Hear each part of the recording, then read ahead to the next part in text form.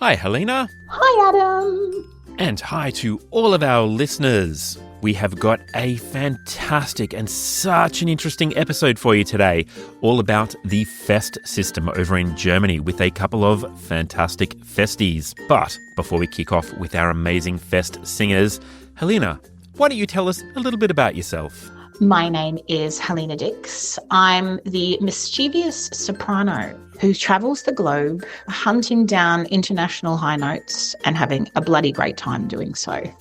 I recently moved back to my homeland and I'm hanging out in Melbourne, causing trouble, walking my dog, cooking good food and catching up with family and friends. And my name is Adam Miller. I am a former opera singer turned producer, writer and director. And Helena, you and I have had the great pleasure of working together in lots of different capacities over the years. And now it's podcasting.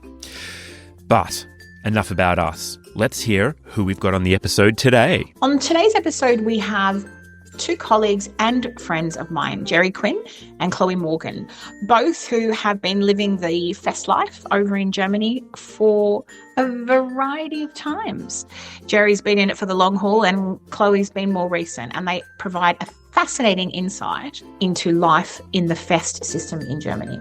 You're right, they really do. Now, by way of introduction, Chloe Morgan. Chloe is a British soprano and principal ensemble member at the Staatstheater Nürnberg. She trained in the UK and has built a reputation for her fresh, agile voice and expressive stage presence.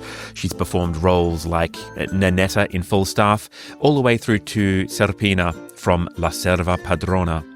Gerard Quinn is a Scottish baritone who's been a long-time member of Theatre Lübeck. He's performed a huge range of baritone roles, from Rigoletto all the way through to the Scottish opera. And he brings a wealth of experience from both the UK and German opera worlds. Now, we had a few technical difficulties in this recording with Gerard's sound, so I'm really sorry if he drops out here and there, but we tried our best. We pick up the conversation chatting about a very problematic director who was recently fired from a directing role. And if that sounds like it might pique your interest, then listen on. He's like, you can't say that to the children. He's like, I can say it to the children. I am the director. Oh my God. And this whole thing kicked off and he left. He ended up just saying, F you.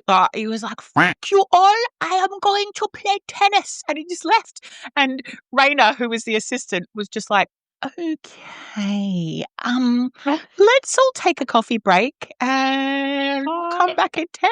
We were just like, what is going on here? How does he keep getting work?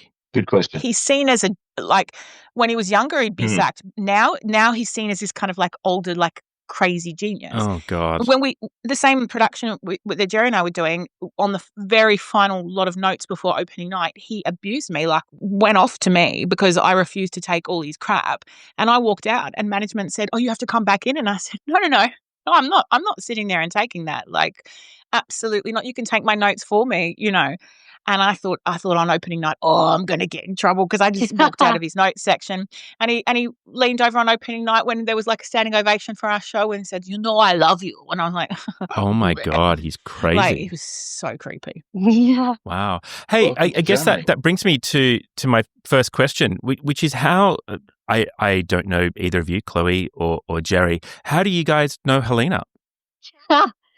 I was in the chorus in Wexford Festival Opera, and we think 2013, and we were plodding along doing this opera chorus thing, which was kind of no money, loads of work, and a bit of alcohol. And then Wexford is this sort of incredible bubble of niche, rare operas that aren't ever done. And sometimes that's a good thing because those operas should never have been done. And sometimes, like, you find this one gem every year. The rest of it's we did Donizetti, like the missing hat, or just random rubbish. But they lost a soprano quite late, and then they had this new soprano come in, and we were like, oh, okay, fine, in this rainy, horrible town in south of Ireland.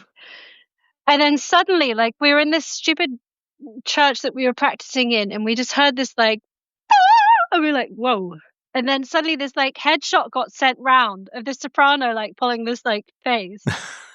And the company manager was this wonderful Italian guy, and we're like, "What's going on?" He's like, "There's a new lady," and he gave us this wink. And then in burst Helena, and I haven't been able to shake her since. I love that as the perfect description of Helena. There is a lady. Yep, that sums her up. I love the high note too. Yeah, So appropriate. Queen of the High Notes. And there's this god awful picture of the final night, the closing night of the festival. In this one opera, Helena, you're gonna have to explain the story, Christina. But basically, there's this revolution, and she loses, and she has to leave, and she sings this aria, and we're all like at the chorus, like ah. And there's this picture of me, literally going, ah, Literally crying. She was so in her character. And Helena's just stood there with her suitcase, like, right, because I'm off. And I'm like, bye. I couldn't actually look at Chloe because the chorus actually were quite moved. It was a really moving final scene, and I have to say, like, even for myself, when I'm like, I have to leave you all, and in my head I'm like, just don't look at Chloe because if I looked at her, she's like, and then I wouldn't be able to sing anything. Like, she was truly in it. Bye.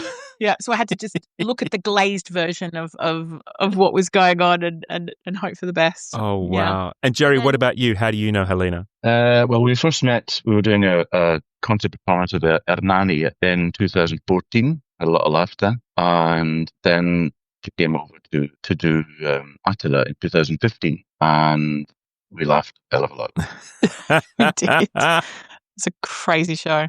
It's a funny story. I don't know if you know this story, Helena, but we were all barefoot in the first act, and basically in a kindergarten, and we had these crocs on our feet, plastic things to go from the dressing room to the stage, and you take them off and you go on stage. My 15 and I went on stage, and this fantastic music, and glanced over to the side of the stage, and Gabby, the dresser, was waving at me and pointing at my feet. I looked down, and I still had my blue croc on me. Everybody else was barefoot. So I thought, how am I going to get rid of these? So I took one off, and this is a sort of vengeful duet.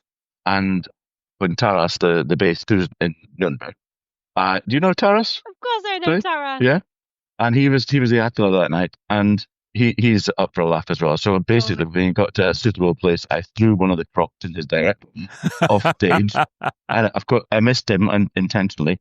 And then I thought, oh bugger, I'll get the other one off, and I threw that at him as well. And Gabby picked them up. Yeah, blue in a siege of white, because it was we were all in white. Yeah. And then the last act, we were in wheelchairs. Of course we were. In an old folk song. Oh, I've heard this story. Helena's told this story on one of the previous episodes. Wow. Okay. Yes, about me being the only person unable to wheel the wheelchair across a stage at any great speed because these fuckers had already practiced, because every other production has wheelchairs in Germany. So yeah, I think that was my third wheelchair opera in 3 seasons. Boring. Yeah. Hey, you were a pro. Me and my little legs and little arms were like trying to sing and like wheel across at the one time. Yeah. But yeah, that was a crazy production that we met on. Yeah. My goodness. Lots of stories. I have another funny Helena Wexford story. Oh, we love those. Okay, so we were like N-Porben on the stage, and I don't know how you feel about this, Gerard, but like when a director uses the God mic, thank you, that's exactly the right reaction. So they don't come up onto the stage to help us. They stand in the audience with the lights off, and you just hear this, Chloe, left. No, the other left. This kind of stuff. And we were all tired, Wexford, whatever. And this poor director, who shan't be named, was like, Helena, please do this. Helena, please. And then suddenly this thick, brash Australian accent, are you calling me Helena? My name is Helena. What? And the thing is, it's like none of us particularly were fond of this guy, and the whole chorus was like, "Thank you." Can I also say that director was highly OCD about props and where they went on the stage and the position of things. And so what I used to do to mess with him is if we had a coffee break and just before we got back, if I saw that he'd left, I'd move the chair like just slightly on angles and he'd come back in and he'd be like, stop, who moved the chair? And every time he'd like run up onto the stage and just like adjust the chair ever so slightly so that it was back at the right angle. And I was like, I didn't know no one ever suspected me. I've just admitted that. I'm going to go into opera jail now. Talking about the wrong left, that's one thing, Adam, that in Germany where, well, your stage lefts are different, aren't they? Stage left is as you look at the audience, it's stage left, people left. But it's from the director's point of view, stage left is actually stage right as a British point of view. So I was swimming, I was drowning for the first season that I was working in Germany. I'm still drowning and I'm dyslexic and they'll be like, Chloe left. I'm like, wait, it's not that one. No, the other left. I had a friend growing up who didn't know their left from their right spontaneously, but if you said treble or bass, because they played a lot of piano, they were great. Immediately they went treble and bass and knew exactly which way to turn. It was fantastic. That's a good idea. Yeah. No, I like that one a lot. That's so cool. So, guys, taking you back to the early beginning, I was going to start with you, Jerry. So, Jerry, how long have you been in the Fest system for? Well, I started in Osnabrück. I was there for 3 years and came in 1998, so 25 years now. No, 27 years. Long old time. And what kind of started you off on the Fest life? What appealed to you back then of doing it? I was out of work in the UK. It's always a good incentive. I've been doing quite a lot at Covent Garden, doing big covers and medium-sized roles. And then the Opera House closed down for the refit. It's a very long time. I'm very old. So I got the chance of an audition and came over, been there ever since. What was your first impression of the Fest life in Germany and how different it was to the work that you've been doing in England? Oh, there's so many things about it. The fact that I've got some notes here. Look at you, prepared. There we go. I don't. What? One of the good things about Germany is that you get paid for 13 months in a year. Of course. And I believe in Austria or Switzerland, it's 14. Oh, wow. You get 6 weeks free in the summer, but there's no guaranteed free at the weekends or national holidays. You're free on Christmas Eve or 24th, which is Heiligabend, as they celebrate, and the 1st of January. The rehearsal times are annoying because you can't plan them. Because you only get a week's notice? Is that right? Like with your rehearsal schedule, you get a day. A day. A day. Yeah. No. Oh my God. Yeah. You have to put an Urlaubschein, a request for free time in for a dentist appointment. You can't just say, I need to go to the dentist unless you stay there. Wow. So it's from 10 till 2 and from 6 till 10 in the evening. So you've got the afternoons free normally, unless there's somebody jumping in as a guest, and they will do an extra rehearsal for that person. And then normally there's no the rehearsals on Sunday or Saturday evening, unless there's a jump in from somebody else. But the Saturday evening on rehearsals, they're allowed to do rehearsals in the evening before the first premiere of the season, which is a pain in the butt. Wow! So they can throw in an orchestra rehearsal on a Saturday night when everybody's absolutely whacked. The costume fittings. They used to do this to me, and I eventually gave them the finger. They would call me at 9:30, and I'd say, "But I'm not in. I'm in at 10 o'clock." And I used to comply, but I don't anymore. They used to supply rehearsal clothes and shoes and knee pads and things. So that's something. The monthly wage is not as much as it would be if you were guesting, but there is a security about that. Yeah. And during COVID, for example, all the colleagues in the UK, for example, who are freelance, lost so much, even gave up. Oof. I was paid 100% all the way through, which was something else. Yeah. Oh yeah, if you're jumping in anywhere, don't forget to ask which language it's going to be in. Because if you're doing something from Benjamin Britten, for example, we did Albert Herring many years ago, and at the end of the season, I got a phone call from a house in Switzerland, I think, to see if I could do the part. For them, the very last sentence was, which language are you doing it? And we had done it in German. Oh, English, of course. Oh, no, sorry. Not in 2 days' notice. Oh, No. wow. You did it in German. Yeah. They did it again recently, but they did it in English. It doesn't feel like that would have been pleasant. No, I didn't do it. I didn't do it. Good for you. I got asked to do a normal once and I was like, oh yeah, and then someone said, you know, they're doing it in Swedish, right? And I'm like, Why? what? Not a language I've got in my back pocket. That's for sure. What? World shattered. Yeah, Casta Diva in Swedish. Jesus. Oh, man. Yeah, my first ever opera in Germany was Pirates of Penzance, but in German. Oh, no. That's right. I remember that. Oh, God. So, Chloe, take us back. How long have you been doing Fest for?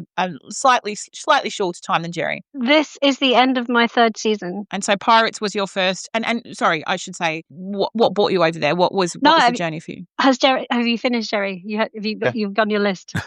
Yes. Oh no, I've got more. We've got more. We'll come back. We'll come back to the list. Jesus. On other things. My route was random. Really, sorry. That's all right. We bleep everything out. We've got a duck noise for that. Noise. It's fine. Yeah, A duck. Okay. That's gonna be so many quacks. I've made it. No, I did my degree in jazz. I was basically sort of a pianist and a sort of hotel singer when I was a kid.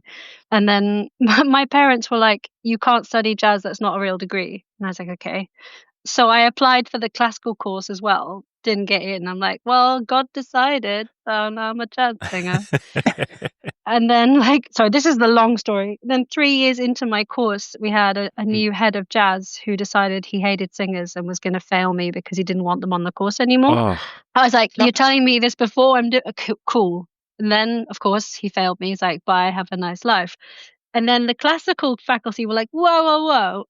Funny story. There was a bit of a clerical error and we put you on the wrong course when you applied. But you look so happy. We just left you. But now because it's all exploded, you can come onto the classical course. And I was like, okay. What? Wow. And they charged me to go back a year. So I did 5 years of undergrad. Oh. And they were like, well, you've been singing with a microphone and we've got 6 sopranos, so maybe you should be a mezzo. I'm like, cool, what's that? I'd never studied singing, and they were like, and this woman spent like 2 years. I can't imagine you as a mezzo, my God. What are you talking about? And then so that went horribly wrong. And then I got an audition for this old guy in this group, and I got into the group because I didn't really know who he was.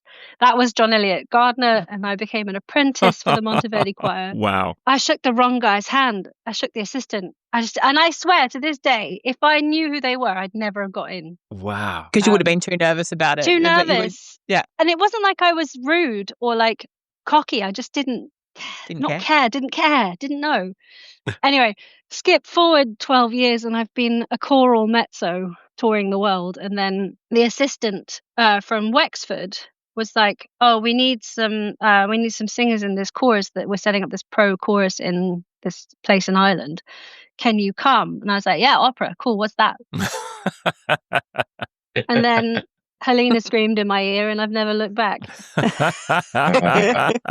No, but in terms of Germany, I was pootling along in England. And then you have to tell us the very cool gig that you did, because you worked with Adam's doppelganger. Oh, this is at Grange Park in Falstaff. Yeah. Oh God. So there, basically, before that there was this competition called By Voice Alone, set up by Melanie Lodge, and it was this. I was just reaching my 30s, and I was like, okay, I have no idea what I'm doing with my life. And this competition came up where it didn't matter how old you are, what school you went to, what your CV said.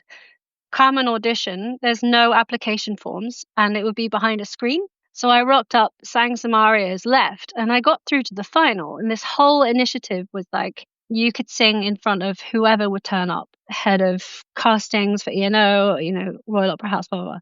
And I won a sort of what I call the wooden spoon, like the emerging artist prize, despite being one of the oldest. And then I got a Facebook message from someone who I knew years ago saying, "Hey, do you know how to sing Nanetta?" And I was like, "Yeah." Just for the listeners at home, Chloe just shook her head. Vividly. Yeah. You say yes and then figure it out afterwards. And so she's like, "Okay, Wasfikani wants to hear you." I was like, "Cool, who's that?" And drove down to Grange Park, this beautiful theatre in the woods. And there were 4 of us that day, and we were all the same sort of heights, sort of look. And I stood up on the stage and I sang the aria, and I heard this, "How tall are you?" And I was like, 5'4". That one. Wow. And I got the job. Oh, yeah, that sounds like Wasfi. Yeah. Well, they'd already hired a Fenton who was not particularly tall. Amazing. And then COVID happened, and we assumed everything would fall apart. But the Falstaff was being sung by none other than Sabrin, and so they were going to make that one happen. And then that happened. I made my debut on the operatic stage as Nanetta with Bryn Terfel singing Falstaff at the merry age of 33 or something. Wow. Feeling like the biggest imposter in the whole wide world, you know. No, and that's why in my naive state, I wrote to all these agencies like, "I'm a soprano, ha ha ha," and they were like, "Bye, have a nice life, you old." If you think you're the first person to sing Nanetta, yeah, thank you. And then one of this agency was like, "Hey, look, we don't want you, but are you free to go to Germany?" And I was like, "Yeah, why?" And they're like, "There's a job going in Nuremberg." And this was just as like another wave of COVID hit. And it was like, this is insane. And one of my best friends, Tom, was like, "This is a once in a lifetime. You should do it." It cost me something like 500 quid. The flights, the hotel, the train, the COVID tests, Oh, wow. the isolating. And because I was convinced nothing would happen, it was actually one of the best auditions I've ever done. You know, I hadn't been on a plane for 2 years. And all of a sudden I was in Germany on a stage, and there's a big cross on the stage, and it was really far back. And I was like, "Hi, pianist," and sang my stuff and went home. And they were like, "Can you come back?" And I was like, I mean, I'd have to quarantine in Switzerland for 2 weeks, but sure. But I didn't. So they paid this time. They paid for my testing and for everything, and sort of skipped the bureaucracy side of it. And then they're like, "Can you start in January?" That's incredible. Yeah.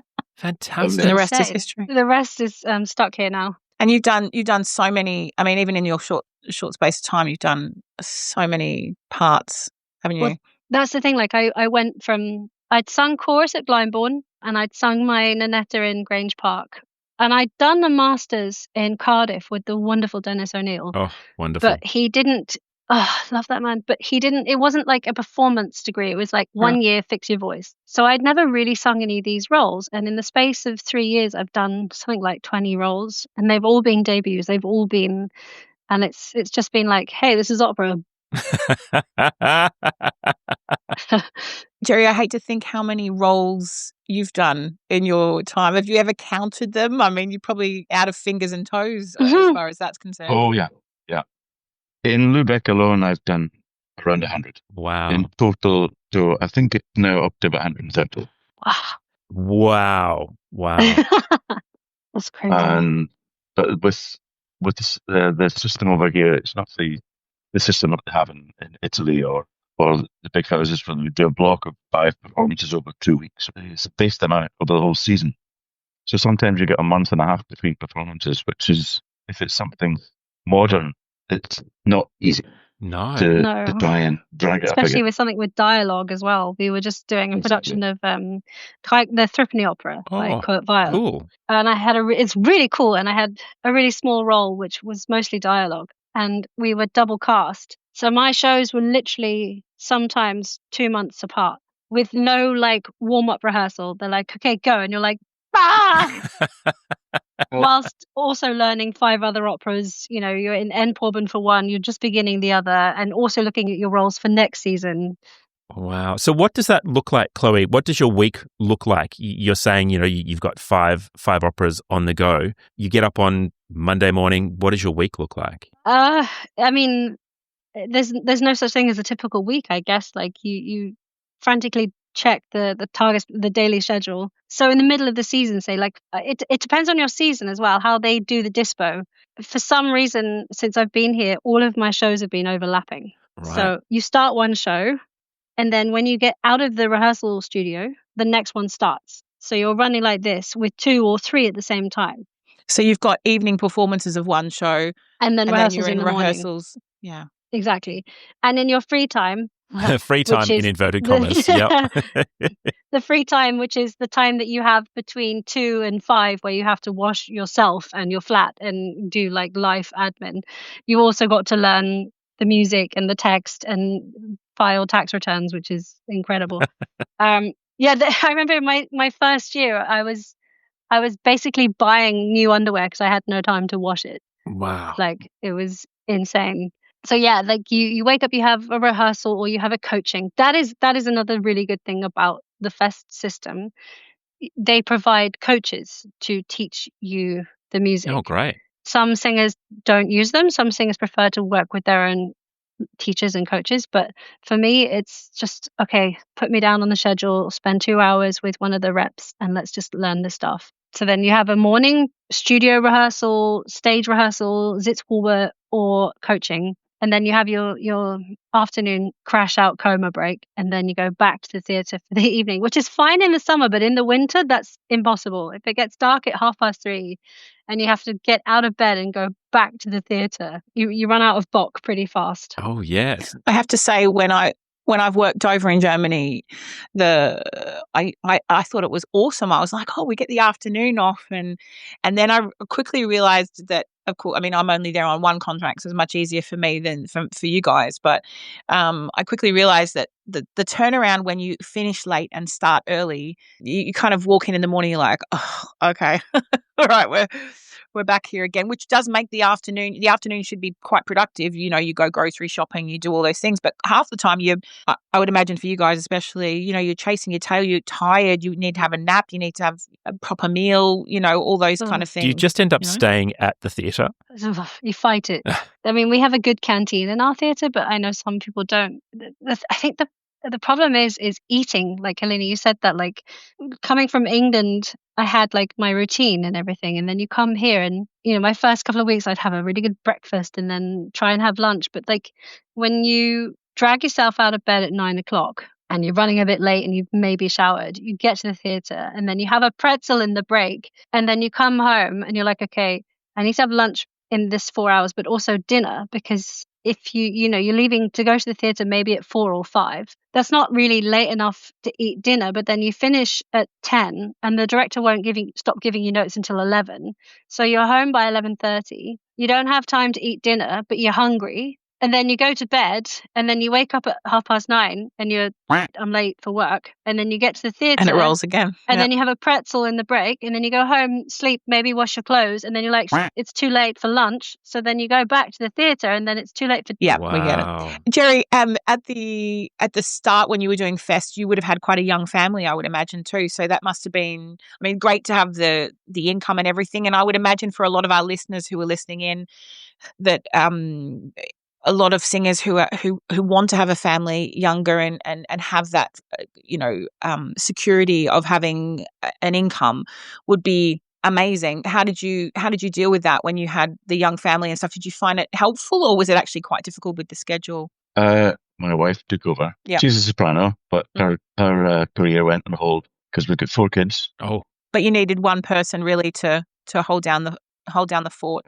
Did you find the hours, because, you know, again, a lot of people look to the Fest system to be supportive of having a family. So in the kind of strange hours that you hold, in the sense of going home in the afternoon, is it appealing because you can, I mean, I'm being naive because I don't know, but is it appealing in the sense of, like, you could pick the kids up from school in that time, or you could at least spend some time with them, or that kind of thing? Or is it just hard? It's hard. Yeah. You can spend a little bit of time with them in the afternoon after they get back from school, but then you crash out. yeah. Yeah. We tried to sort of figure out why we have these crazy working hours, and it was because the orchestra needed it, or it's because the people with families needed to pick up their kids from school. And then we were like, well, this is so stupid. And then last year, the intendant was like, shall we try doing 10 to 1, 2 to 5? And some of us were like, yes. And then the orchestra were like, no, it has not been that way. So we cannot change this. And it's like, Oh, no. and it's a very sort of lemming mentality.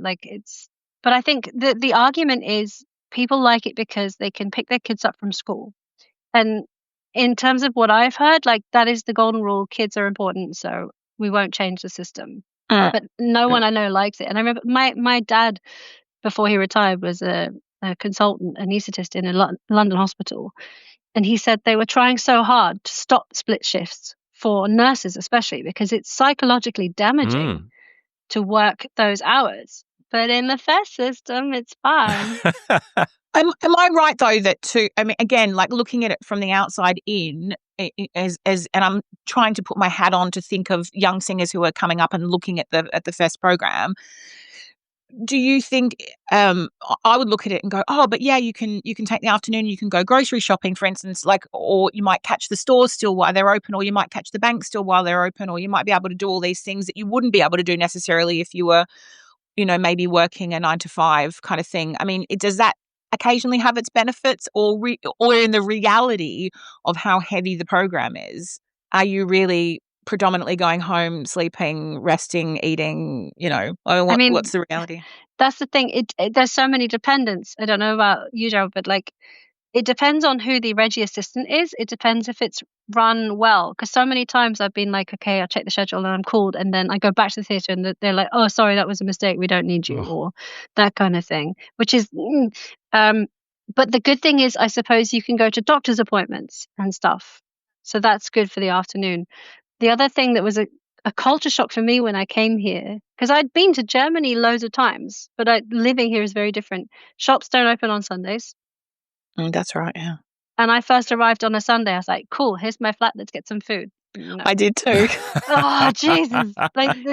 The only place I could get food was the train station, which didn't bode well for, No, and Nuremberg is the second most deadly train station in Germany. I know, yeah. There's a sign saying, please don't bring weapons. Oh, my God. They asked nicely. It's very ordered and also very precise. I like it. Very precise. You can have your weapons, but please don't here. And Bavaria is a very religious state. And so there's all sorts of bank holidays. I don't know if it's the same for you, but especially in the summer, it's like, oh, you've got the days off, shops are shut, can't get food. It's like, What are the advantages then? What draws people to the FES system and keeps people in the FES system? Well, Jerry's obviously been kept there for... handcuffed. A kept man, as they say. It's the stability. Yeah. You've got a regular wage. And do you find that it changes your craft at all, that it helps you hone certain skills, or is it something that ultimately could be detrimental? Like, Jerry, probably you over the years would have seen people come and go in and out of the FES system. Have you seen people just burn out in that system? Yeah. Right, yeah. And great talents, but you think, oh, that's a fantastic voice. And usually tenors, actually. That's great. We are here for tenor bashing. We're all about that. That's great. No. It's a safe place. I won't mention the name, but there's one particular tenor, fabulous voice. And when I heard him first, I thought, oh my God, we're in a different league here. But at the end of the season, I thought, oh, he's got a few problems. And then it got more concerning, and eventually he went.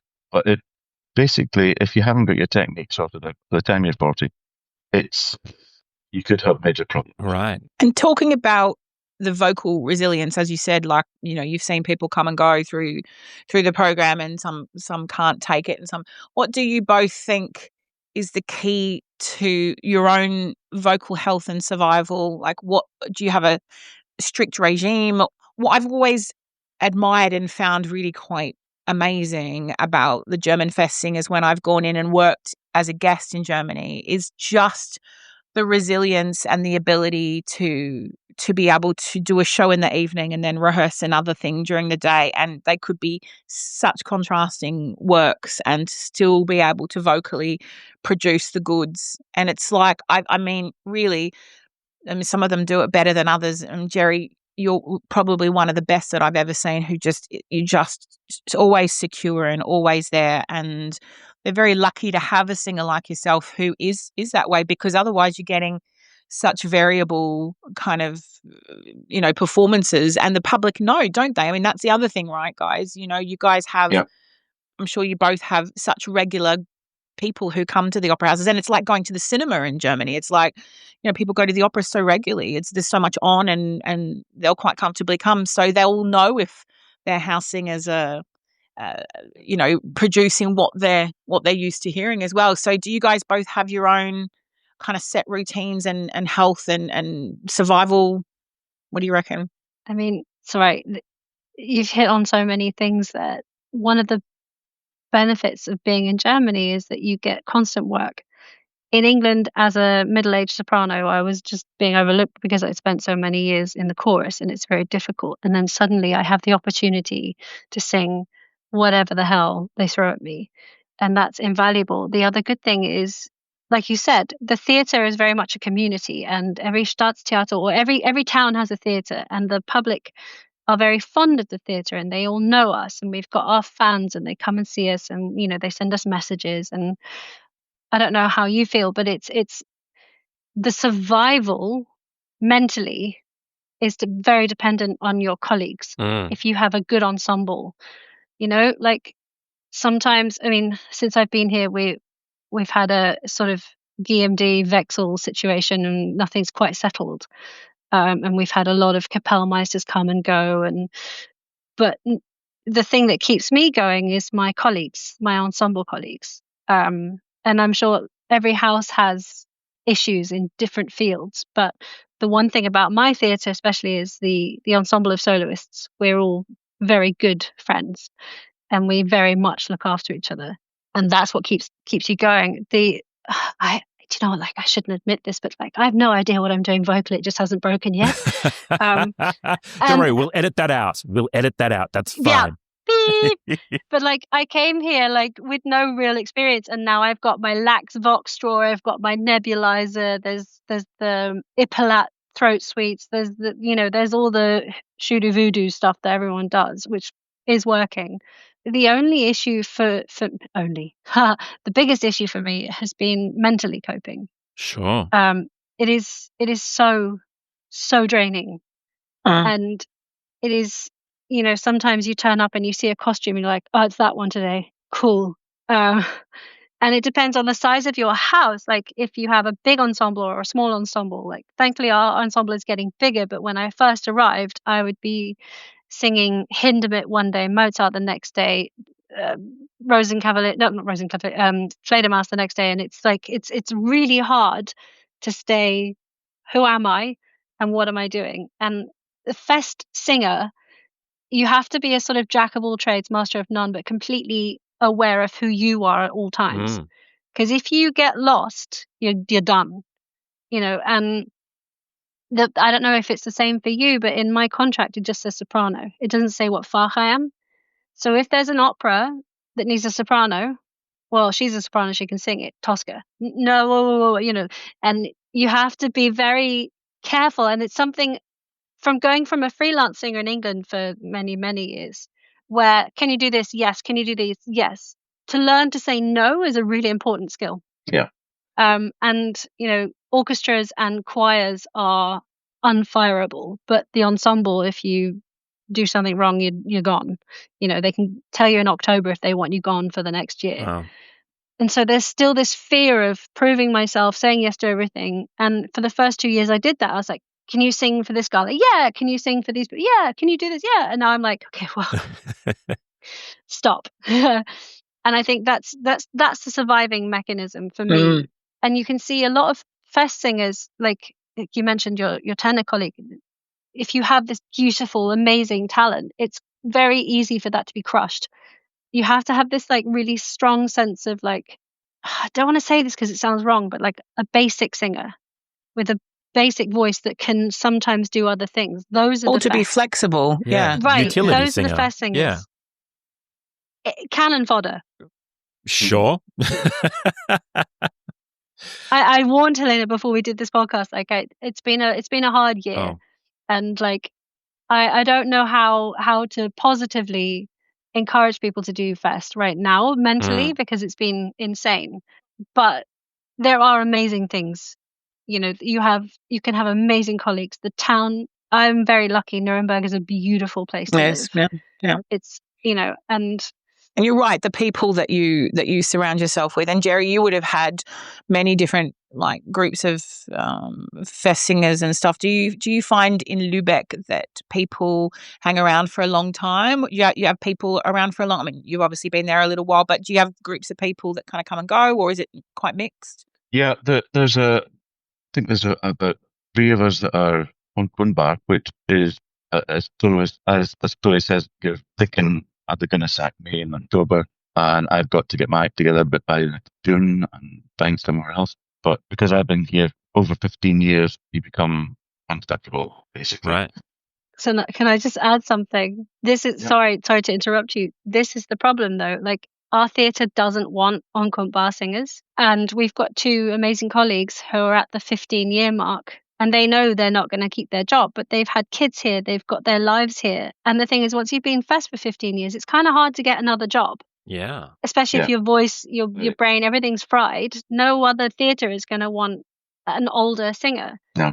And it's hard because it's, you know, like I worked in Essen recently, and they're so proud of the fact they've got loads of on-comp bar singers.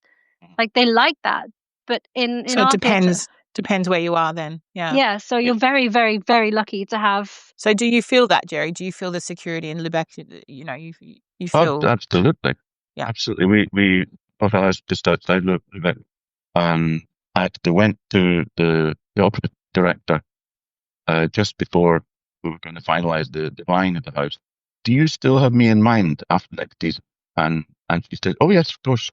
I said, because we're going to commit this purchase, and I have to know, am I going to get the book before we finish paying for it? And but I'm lucky in that respect. Though.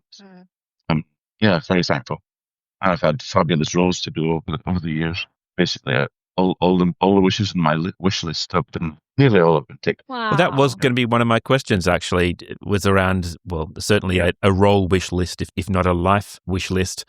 So, what are the roles that have been your favourite, Jerry? And I guess we know there's nothing left on the wish list. Well, there's still a couple, but of the Verdi operas, I've specialised a lot in the Italian repertoire. Okay. And I think I've done about 13, 14 Verdi parts. What is the zaniest thing or the zaniest costume? Or what? Come on, you must have a standout where you're like, what that? I can't even imagine what that was. Come on, there must be one. Both of you. I have to say, like, German Regie-Theater is a thing, and I haven't done anything traditional or classic except for the Pirates of Penzance. That was almost borderline offensive, sort of taking the piss out of England. But at least it looked good. The one most of the time I have like modern costume. Our intendant sets everything in the 1940s. But we did Zauberflöte this year, and it was directed by our ballet chef who'd never done an opera before. Oh wow! And it's coming back, and he's amazing. But he decided that the overture, Tamino overdoses. So the whole thing is his subconscious. What? And it kind of works. Like Monostatos is his repressed sexuality, blah, blah, blah, blah. But in his concept, Tamino and Pamina were one person. Okay. So Pamina sort of represented Tamino's inner strength, blah, blah, blah, blah, blah, blah. Very, very intellectual. But of course, because, and it was my role debut as Pamina. So you're thinking a princess in a dress and blah, blah, no. Because Tamino overdoses and is in hospital, he's therefore wearing a open-backed hospital gown. No. And because I was a part of him, we had matching costumes. No. I asked to have a naked skin suit, and they're like, oh yeah, you should have one of them. Yeah. Can I just say, wait a second. So I just would like to say that on one of my first major operations that I had in the NHS, where you had to wear one of those hospital gowns with the opening on the back, this gorgeous, gorgeous nurse said to me, lady, we need to get you another gown to put on the back because I can see everything because it wouldn't quite tie all the way around. And I was like, can you give me one for the back as well? She said, I think it is best because you have to walk down to operating theatre. It does not look so good for you. And I was like, well, it doesn't look good for anyone, let's face it. Oh, no. I'm just glad to say I wasn't part of that production. Once I'd gotten over the fact that my ass was out and they gave me this cap to cover my hair and I had like terrible makeup on, not badly done, but just like basic makeup. It was very liberating, like, because once you stop trying to be the pretty princess and then relying on that, it was literally just about my voice and the physicality of the role. And I didn't have to see myself, everyone else did, but I didn't care. It was actually quite liberating. I hate the pictures and I won't watch the video, but it was a pleasurable experience in the end. Oh, that's fantastic. On that liberating note, I'm conscious that we're pretty much coming up to time, so we'll probably wrap it up here. But I do want to say a huge thank you. And before you go, we always like to ask our guests 5 rapid fire questions. Are you both up for our 5 rapid fire questions? We love it. Fantastic. You don't look sure at all. And yeah, I dig that. That's fine. A little bit of fear is great sometimes. We're artists. Helena, do you want to kick us off? Yeah. Okay, guys. Have you ever juggled before, Jerry? No. Chloe? Yeah. Fantastic. There we go. You're a juggler. I didn't say I was good. Oh, that's fine. No, we still count it. I did card tricked one. Okay. That's not the same. No. But maybe that's a question we should start to ease in for second round interviews. I like it. Have either of you or have both of you busked before? Yes. Did you make any money? Yes. Oh, there we go. You like that. No. No? You need to start that up in Lubeck, busking for the month, I've done some crap gigs. But they were usually inside.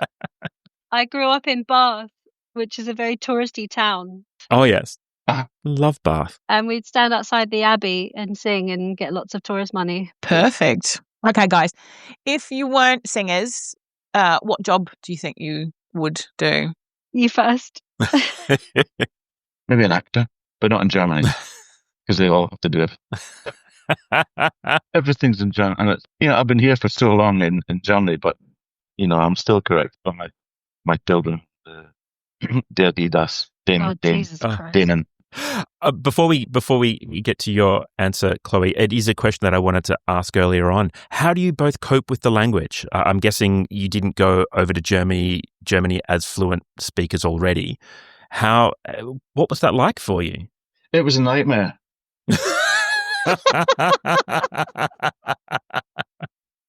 And then with Pidgin German, I hadn't had I had sort of the text to Andy Musik and the and things like that as my total command of German. So you could talk to people a lot about trouts and things like that. Yeah. Yeah, exactly.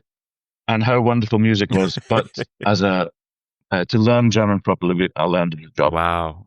I love that. Well, I, of course, never thought that I would be a soloist or in Germany and didn't learn German and arrived here and was thrown in the deep end. And my Denglish is amazing. Oh, thank you. Fluent. And I know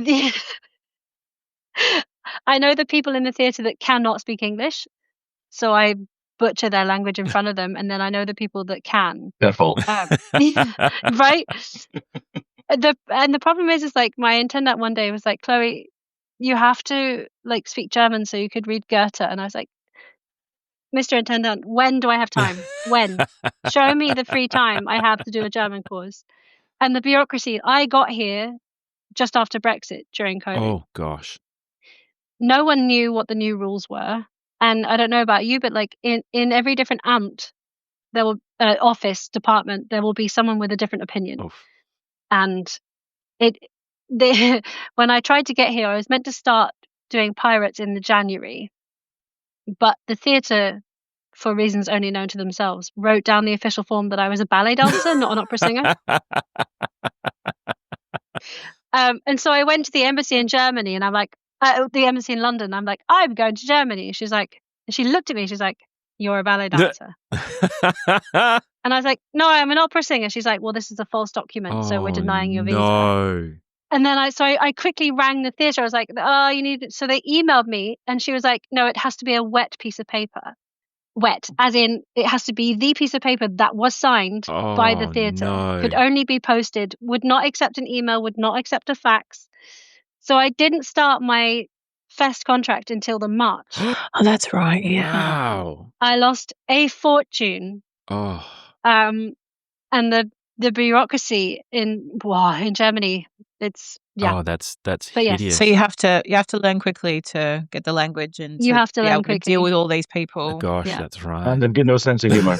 No. Oh, No, God. except my partner has a sense of humor. He's kind of weird like that, and he's got 2 kids from his other marriage, and his kids are trying to teach me German, but the der die das thing.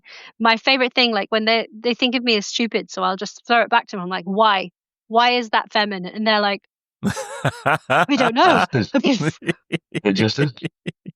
Right, bringing us back on track though. What question were we up to, Helena? We were up to. I was asking Chloe what job she'd love to do if she wasn't. Oh, God. Perfect.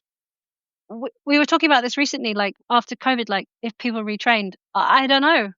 It's only ever been music. A ballet dancer. A ballet, naturally. I like you. I was a pianist, you were a flautist, but I realized that I wasn't good enough. And one of the reasons I started singing is because I saw that on the Associated Board exam list, you didn't have to do scales if you were a singer. So I was like, well, that sounds fun.